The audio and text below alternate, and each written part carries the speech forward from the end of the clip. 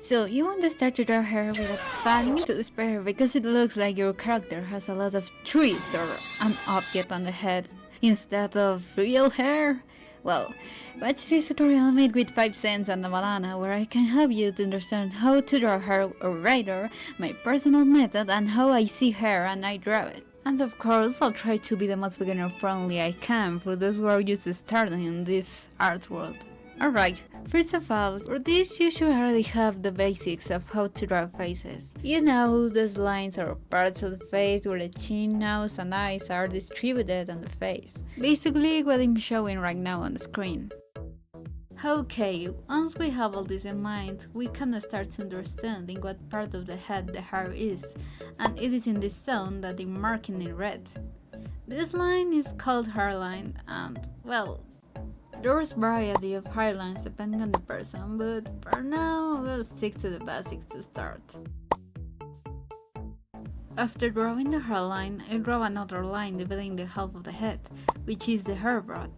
Although there are hairstyles that change the place of this line. For now, I'll use this one to explain how is that the hair works. It is from this line that the hair starts for the hairstyle we're going to do.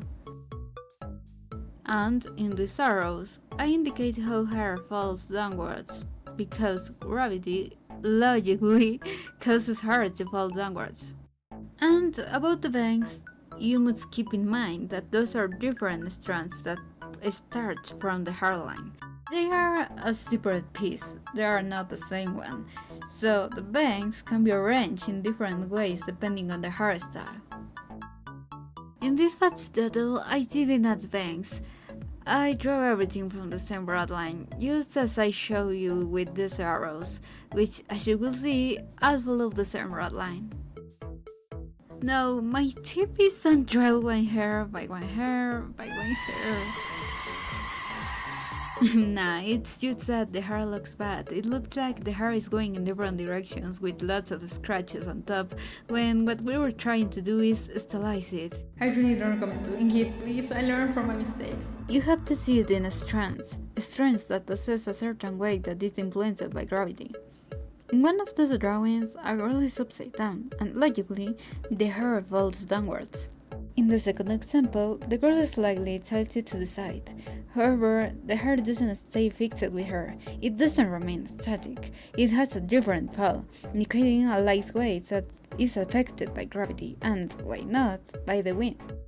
And, fun fact that nobody asked for, if you want to animate hair in the future, this can help you to understand how to animate hair, but yeah, let's keep going.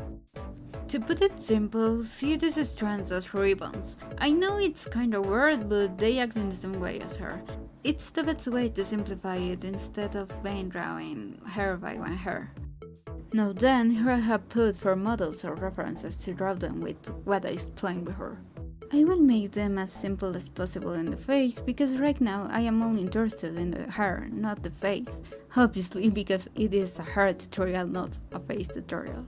Bro.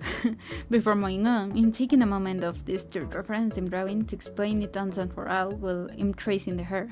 We have a division of the 2 parts of the hair. The bangs split in half and fall to the sides, while the rest of the hair comes together to form a ponytail.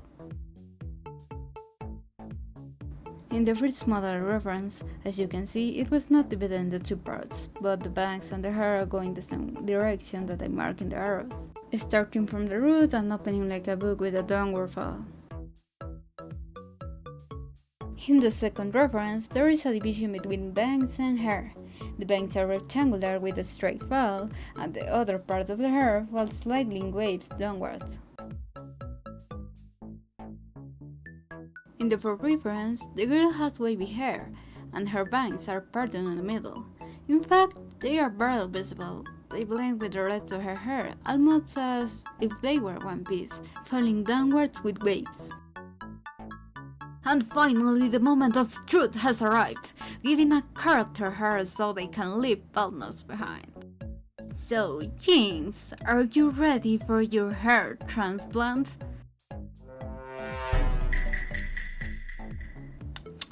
There's nothing to worry, Jinx. Everything will be fine during your hair transplant.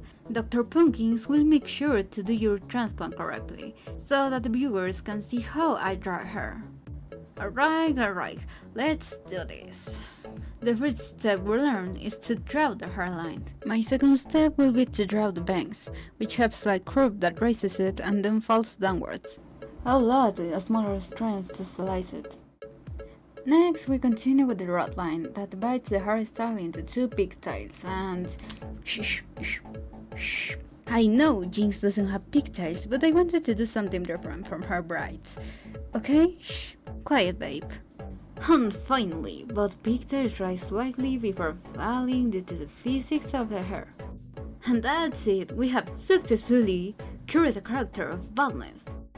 Congratulations, you are ready to have your own patients happy with your hair transplant results. Honestly, it's been a real pleasure making this tutorial, which was requested by a follower. If you like it, don't forget to give this video a like. By the way, sorry for my bad English. English is not my native language, but I hope this video helps anyway. Back to the main topic, well, if you would like to see me make a tutorial of a specific art topic, you can comment it and I'll make a video about it to help you.